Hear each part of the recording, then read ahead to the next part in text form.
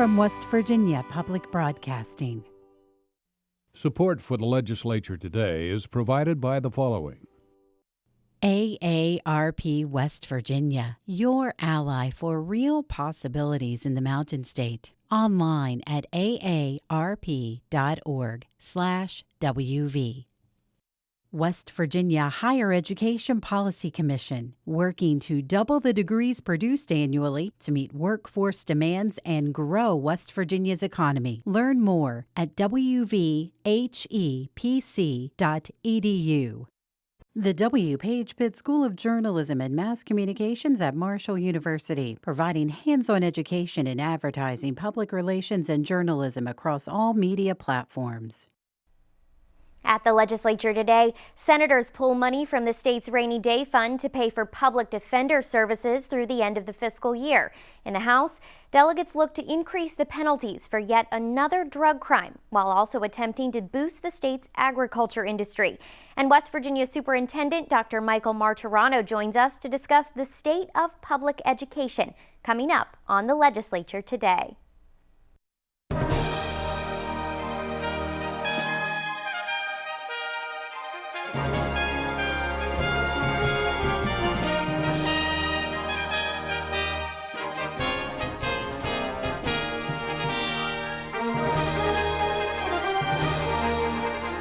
Good evening, I'm Ashton Marra. Members of both the House and Senate Finance Committees have nearly completed their budget hearings, or the presentations state agencies give each year to update lawmakers on their spending needs. After that process is complete, the chairs of the Finance Committee say they will present a budget plan to their chambers. The implications of that budget, though, are far-reaching. Here with me tonight to discuss how it will impact education is Dr. Michael Martirano. He's the state's superintendent of schools, a post he took over in 2014. Dr. Martirano, thanks so much for being here. I'm delighted to be here. Thank you. Well, let's start with that budget. There is some concern that lawmakers will attempt to reduce the amount of funding the state is sending down to the local level. I had the education chairs on earlier in the season, and they said we might reduce the funding, but we'll give them more flexibility in how they spend those dollars. Does that concern you at all for how local school systems pay for the services they provide? It does, absolutely. I mean, through the years, the last several years, we've made mid-year cuts that have placed great stress on our local school systems. We have to realize that all the dollars that go to education go to pay our teachers, our staff, the transportation, all the services necessary to educate our young people.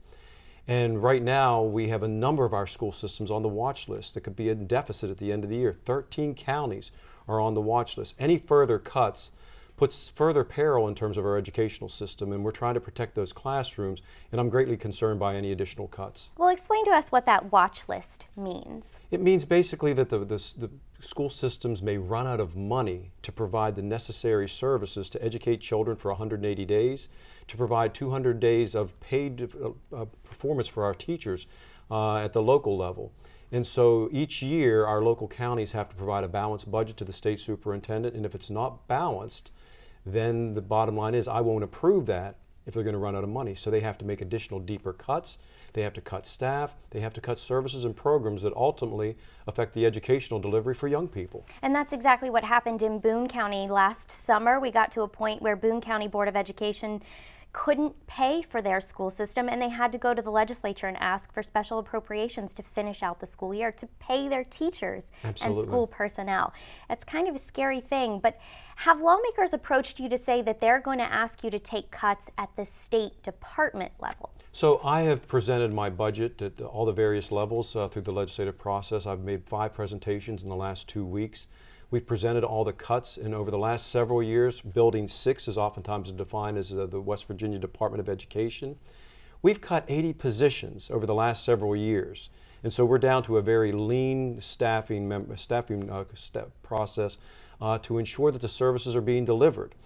We're always able to look at more efficient and effective ways to use our resources. And so I'm looking at that right now to say, where can we take additional cuts if it has to occur? Everybody wants to do their part, but my ultimate goal is to protect our local level and to provide the supports necessary for our teachers, to provide the educational services for our children. Now, Dr. Martirano, you tend to talk about if lawmakers want to cut at the State Department level, it might put some of the local services at risk, some of the things that the State Department provides to county school systems. This year, lawmakers, though, are talking about getting rid of RESAs, the Regional Education Service Agencies, and they don't report to you. I realize that's not your area, but in the interest of getting rid of these support systems, I guess, does that put more pressure on the State Department? It does. And so I think we have to be very thoughtful and deliberate in our thoughts about RESAs, recognizing that over the years they have developed into the 8 different levels of which we have within the state, and they do provide services. However, sometimes there's duplicity of effort, occurring in a variety of different ways. And I think that a very thoughtful, deliberate process needs to occur of how we unpack those. How can we be more efficient and effective in delivering those services that our local school systems have become dependent upon in many respects? We don't want to necessarily go cold turkey, and I think that it needs to be an opportunity to be thoughtful and think about where can we cut to be more efficient, to collaborate and consolidate effort of purpose. Now, the recommendation to get rid of the RESAs, that actually came from a legislative audit, but it was incorporated into the governor's overarching education bill, which hasn't really started working its way through the process yet, but I know you've been in touch with the governor's office about it. They recommend getting rid of the RESAs, making changes to the state takeover process, increasing teacher pay, but I want to talk to you about one aspect in particular, and that's getting rid of the A through F grading scale. That's the system that was just put into place by the board to grade schools, basically tell parents how well their child's school is doing. Is it a good idea to get rid of that system, and what could be put in its place? What would you say to the governor needs to be put in its place? Well, what I'll start by saying is that West Virginia receives close to $500 million from the federal government. And there are certain aspects of expectation of what states are expected to implement. One of those is making certain we have high standards, college and career ready standards, and West Virginia has some outstanding standards. That we have an assessment that measures what those standards are saying are going to occur in the classroom every day. And then we have an accountability system. So whether it's A to F, whether it's a 5-star system or 5 apple system, whatever we want to call it, we still have to have an accountability system that takes into account student performance, multiple measures that monitor whether a child is in school as far as attendance, graduation rate, it can be school climate surveys, there can be a variety of issues. So right now, we don't have to fully have that implemented until school year. It ends in 2018. And so this allows us time now to examine where we've been with our current system.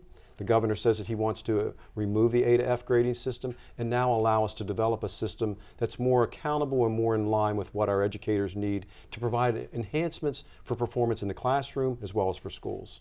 The governor's bill, like we said, includes that 2% teacher pay raise, which is going to be difficult in this budget year, but it links to this idea of vacancies in state classrooms, and that number is growing. Can you talk to us about that? I am greatly concerned, Ashton. I mean, one of my biggest issues is I never raise the word crisis unless it's an absolute crisis. For the last 3 years of serving as state superintendent, we've seen exponentially the number of our vacancies increase. We are now at 718 vacancies across the state, and not one county is exempt. That means that we don't have certified teachers in all of our classrooms. And if we're really about improving education, we need to ensure that every one of the children in West Virginia has a high quality teacher, highly certified, highly effective. And we need to pay them respectable wages. We are number 46 in the nation as far as our average teacher salaries. That's abysmal, and that's a major concern. We're at a disadvantage in terms of our recruitment efforts, our retention efforts, and it plays out differently across the state. I always talk about the Eastern Panhandle. We have a number of our teachers who are living in West Virginia but are teaching in Maryland and Virginia, going right across the line and making more money as a result. It's a very competitive business. There's a shortage nationwide. There's a shortage all through in terms of our critical areas and our geographical isolated areas. So I am greatly concerned. I'm thrilled that Governor Justice has put a 2% increase as far as the raises that are necessary. But again, that's a drop in the bucket in terms of where we need to go to increase our level of competitiveness. And so I'm very concerned about that as ways of how we incentivize in the future to bring teachers in. I'd like to establish something very similar to the Peace Corps. Bring in what we would define as a teacher corps.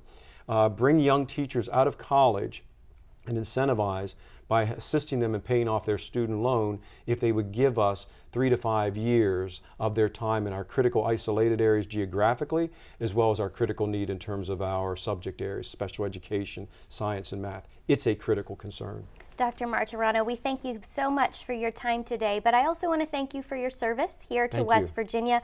You'll be stepping down from your position here at the end of the fiscal year, so thank you so much. Thank you. It's been a pleasure. Senators acted quickly today on a bill to fund the state's public defender services.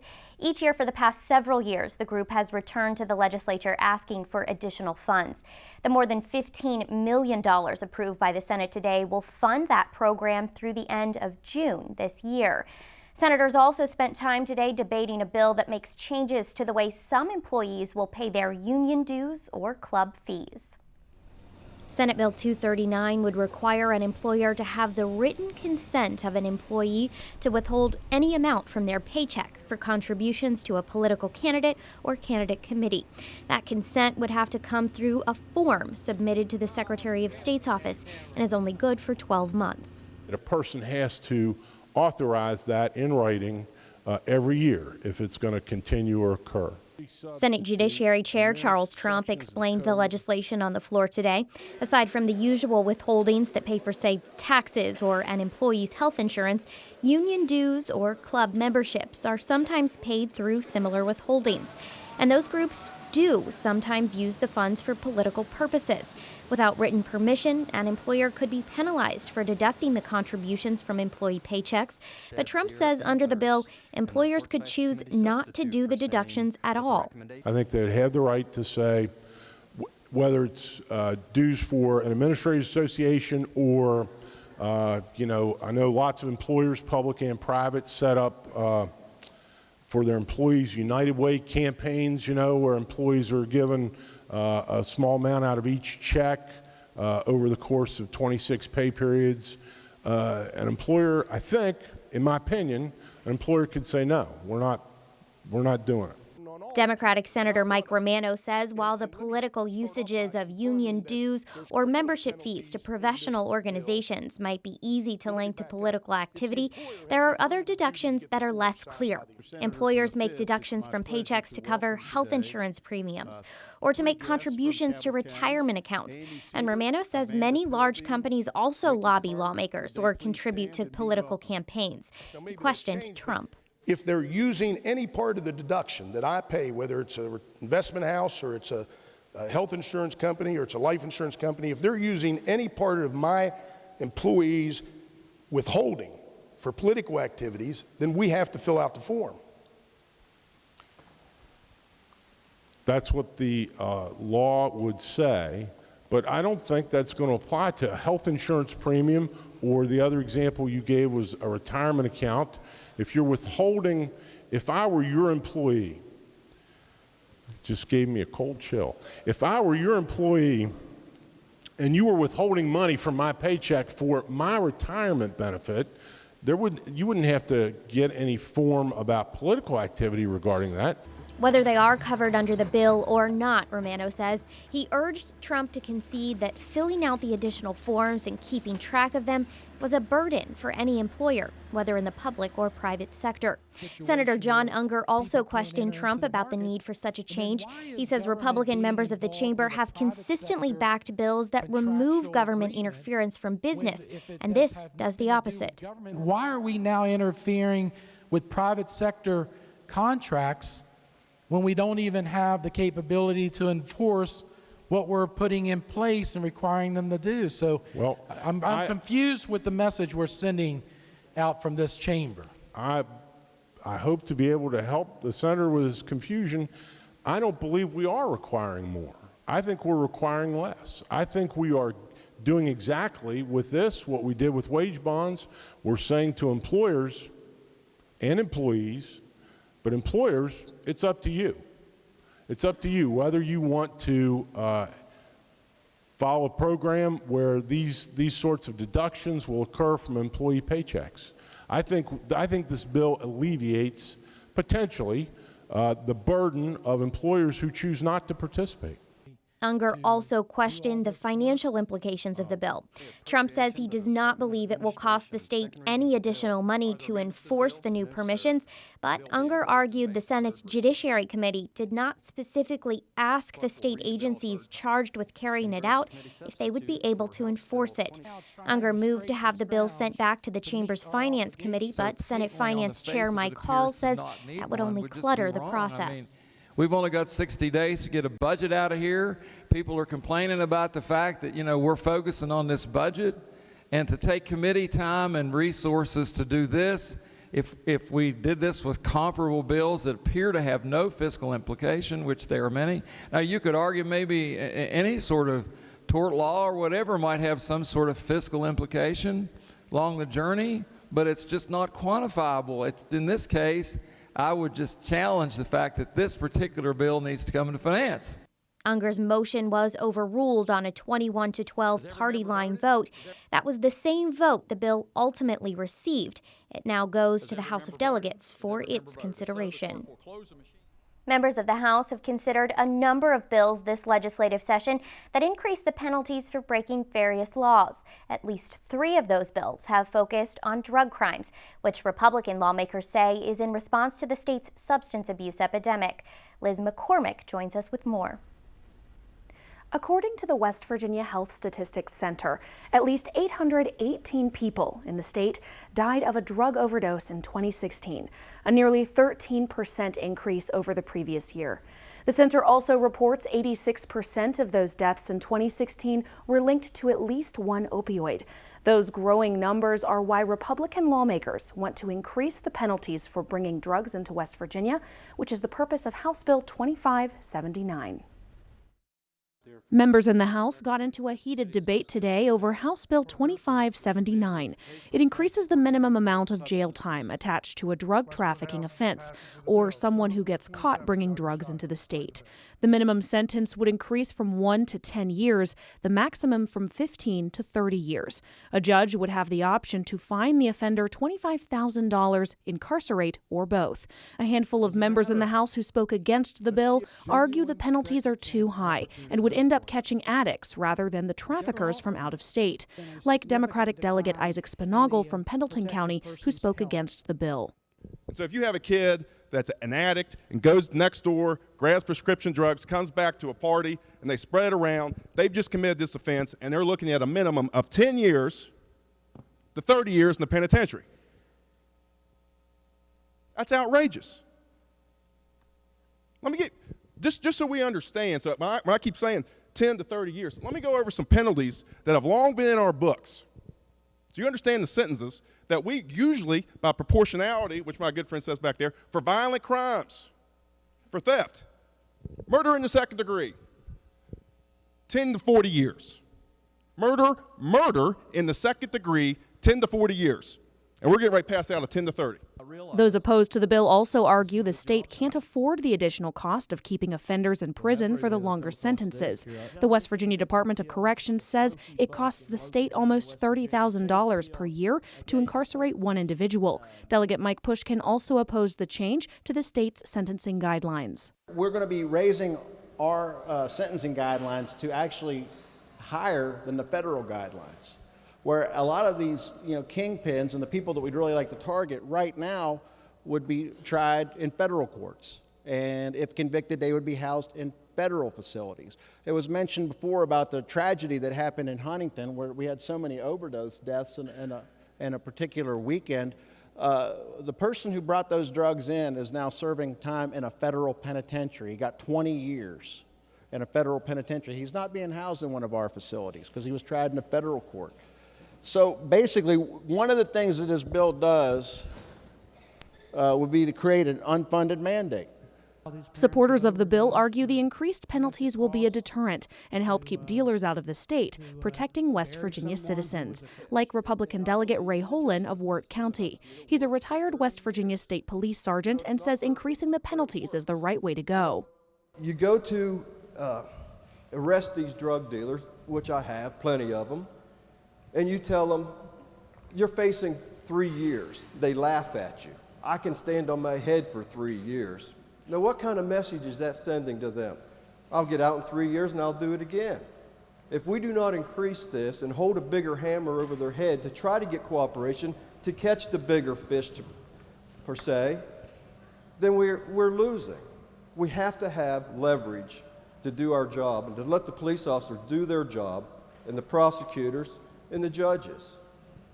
Delegate Matthew Rohrbach, a Republican from Cabell County and a sponsor of the bill, says the bill isn't perfect, but it's a start. I want to remind you what this bill's about. It's about transporting into this state, our state, West Virginia, a controlled substance with the intent to deliver or the intent to manufacture. That's it, folks. Now, we've heard a lot of horror stories about how this can catch a lot of small fish. I tell you, for those horror stories to be true, what you have to believe is you have to have no faith in our judicial system. You have to not trust our prosecutors, who are elected officials, not trust our judges, who are elected officials, not trust our state Supreme Court, who are elected officials. I tend to have faith in those people. After an hour of debate, House Bill 2579 passed 88-10 and moves across the rotunda to the Senate. Unlike the House, the Senate does not have a committee specifically assigned to taking on substance abuse bills. Today's bill and the others to increase penalties for drug crimes will likely be considered by the Chamber's Health and Judiciary committees. Members of the House are also looking for ways to help the state's agriculture industry grow. Liz McCormick also reports on a bill that would require the state to purchase more locally grown foods. House Bill 2566 creates the West Virginia Fresh Food Act.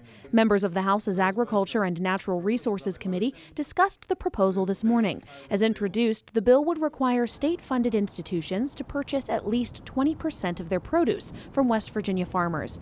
Newcomer Delegate Robert Thompson, a Democrat from Wayne County, is the bill's lead sponsor. Not only are you cutting out transportation costs, you're providing an economic stimulus for farmers in the state, and you're also helping to reduce the possibility of contamination as well. Members of the House's Agriculture Committee were concerned about the drastic increase being required immediately and amended the bill today. The bill now allows institutions to gradually increase their in-state purchases, starting at 5% and reaching 20% over a period of 4 years if it's economically feasible.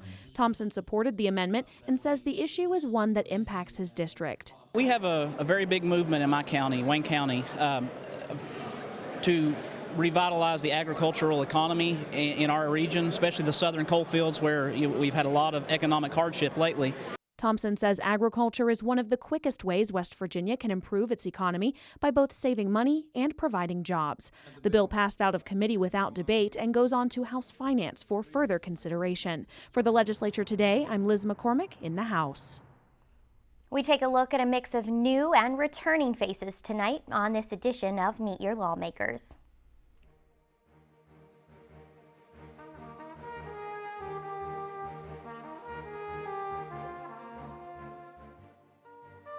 Glenn Jeffries is a first-term senator from Putnam County.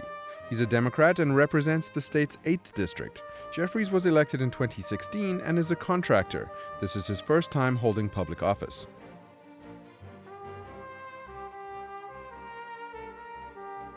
Joe Ellington is a Republican from Mercer County. He represents the state's 27th House of Delegates district. Delegate Ellington was elected in 2010. He serves as the chairman of the House Health Committee and Committee on the Prevention and Treatment of Substance Abuse.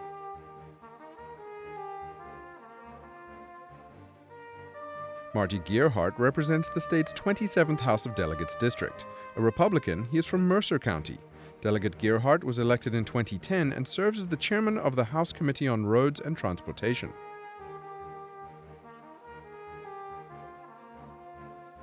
John Schott is a Republican from Mercer County.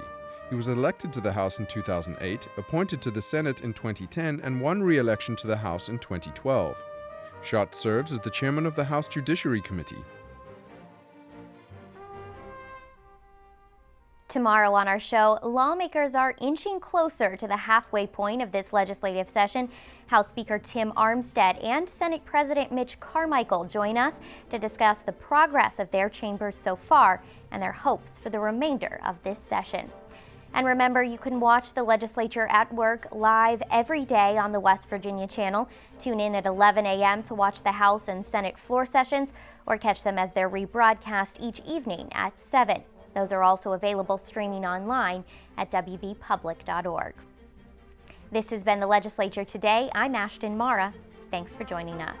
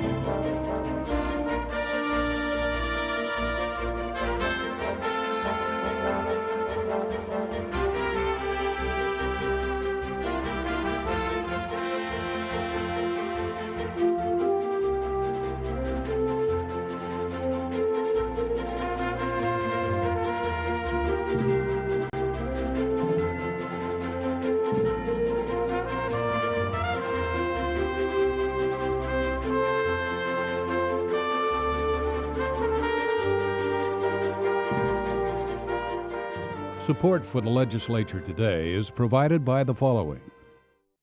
AARP West Virginia, your ally for real possibilities in the Mountain State. Online at aarp.org/WV. West Virginia Higher Education Policy Commission, working to double the degrees produced annually to meet workforce demands and grow West Virginia's economy. Learn more at wvhepc.edu. The W. Page Pitt School of Journalism and Mass Communications at Marshall University, providing hands-on education in advertising, public relations, and journalism across all media platforms. From West Virginia Public Broadcasting.